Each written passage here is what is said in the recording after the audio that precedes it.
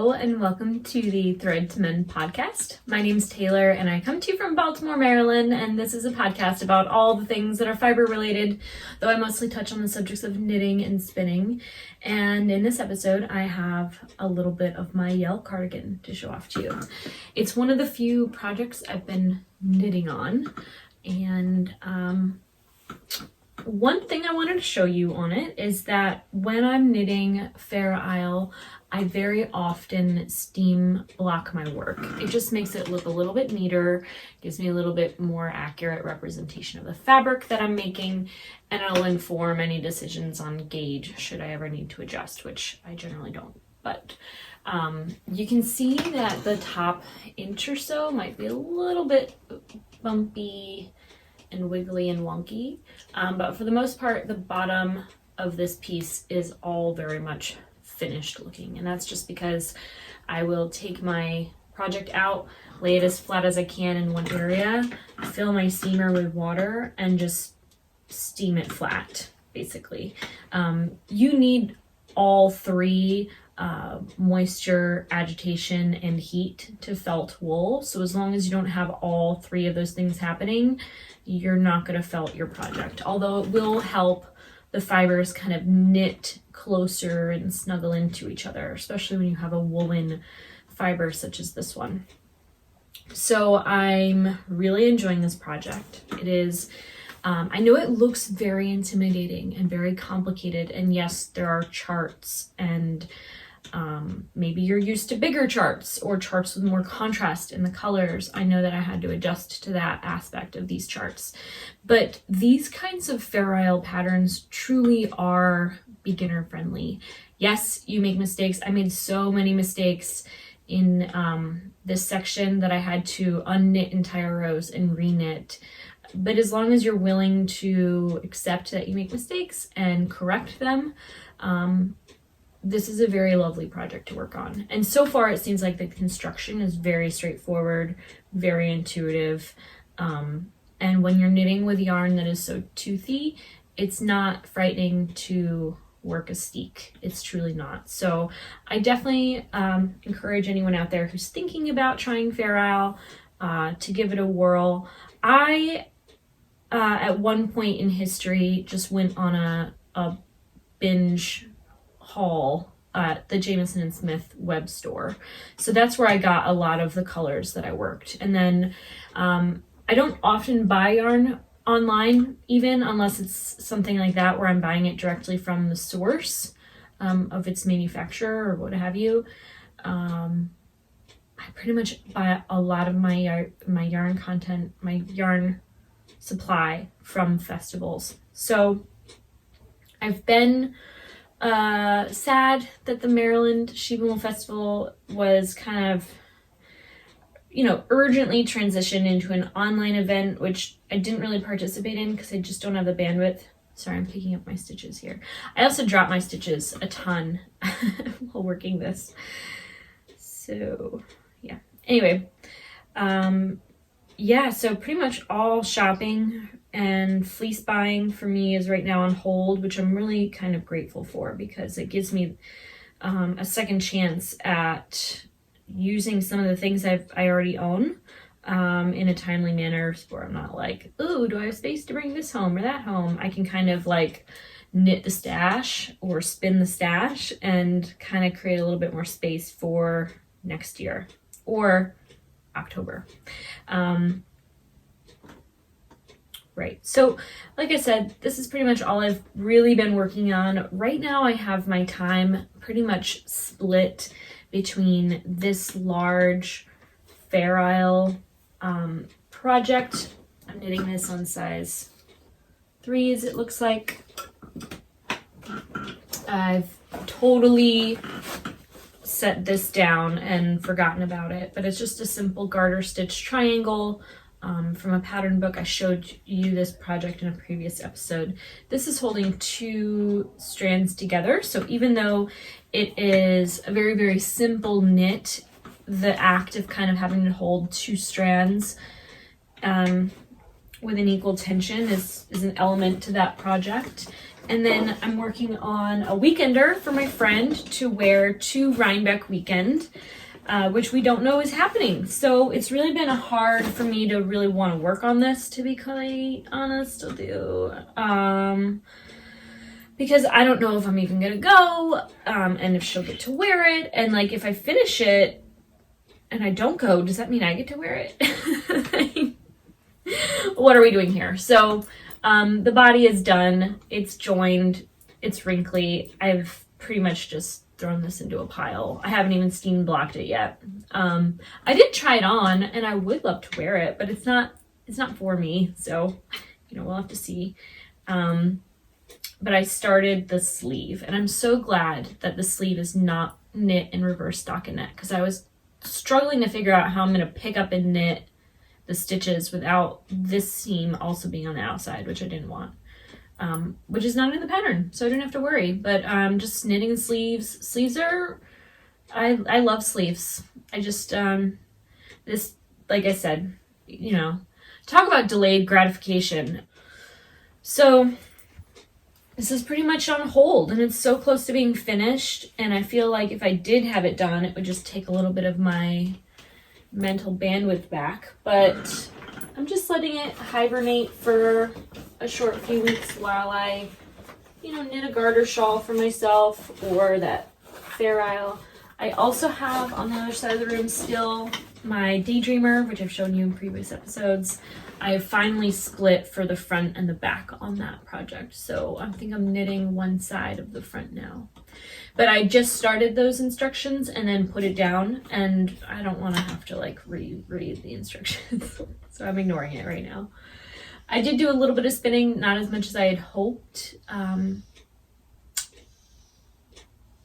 Because I think I had told you I would have plied and have finished the second skein. But I have on my wall over here hanging the skein I showed you last week. I have another pair of bobbins that are both finished and resting, waiting to be plied to make a second skein, just like this one. And this is just a natural colored merino fleece. It might be a cormo fleece, to be honest. I actually don't know any longer, but I bought this fleece at Rhinebeck last year in 2019. I split it with a friend from Instagram, and I mean, I was really glad that I didn't have to wash twice as much fiber, but I'm really enjoying spinning this. I wouldn't be mad if I had double the fiber, but like I said, I'm trying to like spin the stash.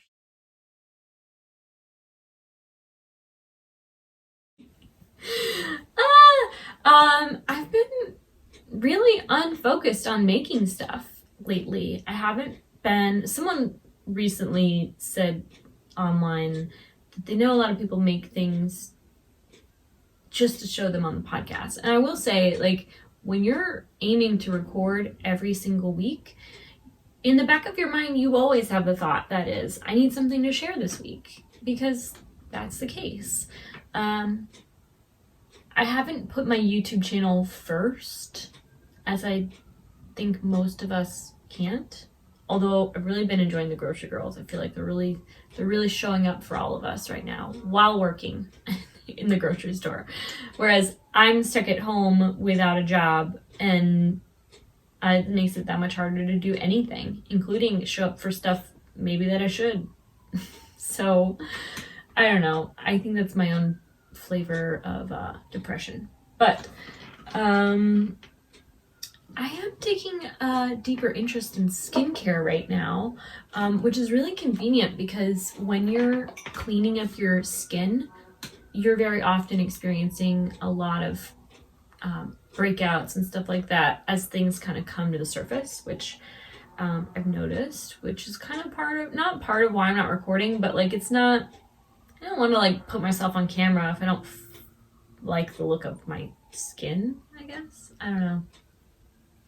I don't often wear makeup, and then when I do wear makeup, I always have this problem of my skin being really, really dry on my nose, and sometimes my chin, or like up here, it's kind of just like straight across the front of my face, or the middle of the face. And what I'm learning is that I just have dehydrated skin. So even though I would like slather oil on my face every morning and night, it wasn't penetrating deep enough into those subdermal layers that I had moisturization happening, which was fascinating to me. And I just continued to watch more and more kind of info channels on this subject and get a little educated on what I can afford to correct that. And a couple things that I mentioned in a previous episode that I've continued to use, I really enjoyed, are these two products by The Ordinary. And I'm kind of new to these and all that they offer, which is a lot of different products. But I've been using these two. They're the hyaluronic acid and the niacinamide.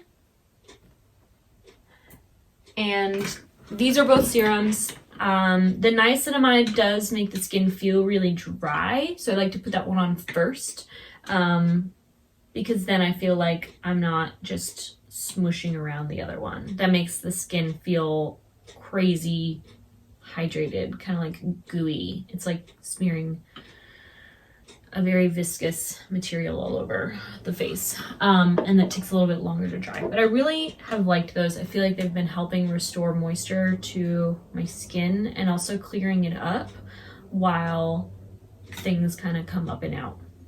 But another thing I'm really excited about is not even new to me. When Brian and I went on vacation last summer, we got crazy sunburns because it was cold and sunny and we weren't like feeling hot. I don't know. It was just, we turned into lobsters and it was a big mistake. But I just kept slathering this all over my shins and calves because it was all I could find at the store. And it's just 99% aloe vera.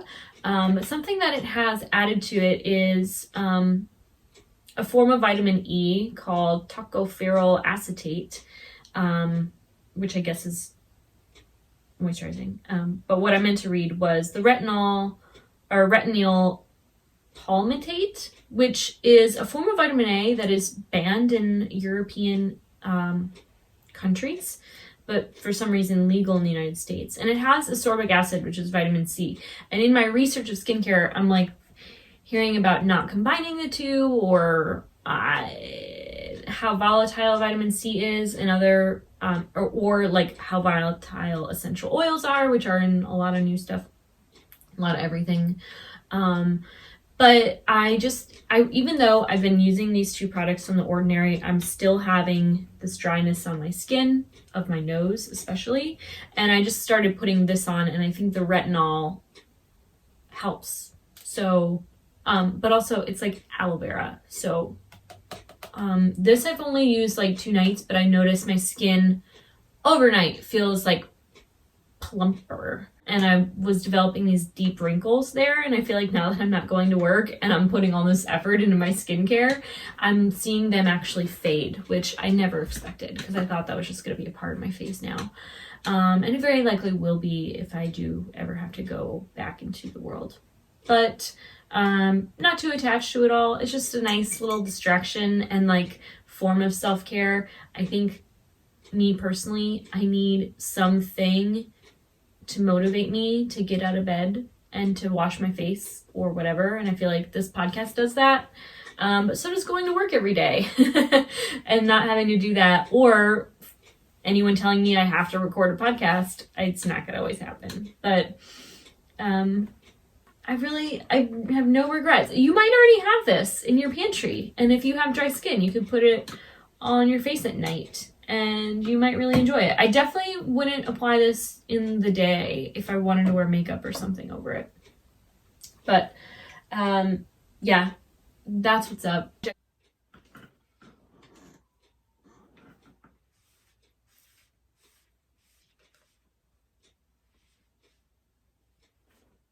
I will share with you that I have noticed I made a grave mistake in knitting this pattern, because I added a stitch to the chart that doesn't exist. And I noticed it after the second repeat, and I thought I could fix my mistake, or I could just let it be part of the new my making of this design. So I wonder if you can figure out what it is. Can you find it? In the design motif here, it's supposed to be 4 open kind of crosses, but I inserted this cream stitch here at the top. So it's just 3 open crosses and the top one is kind of closed.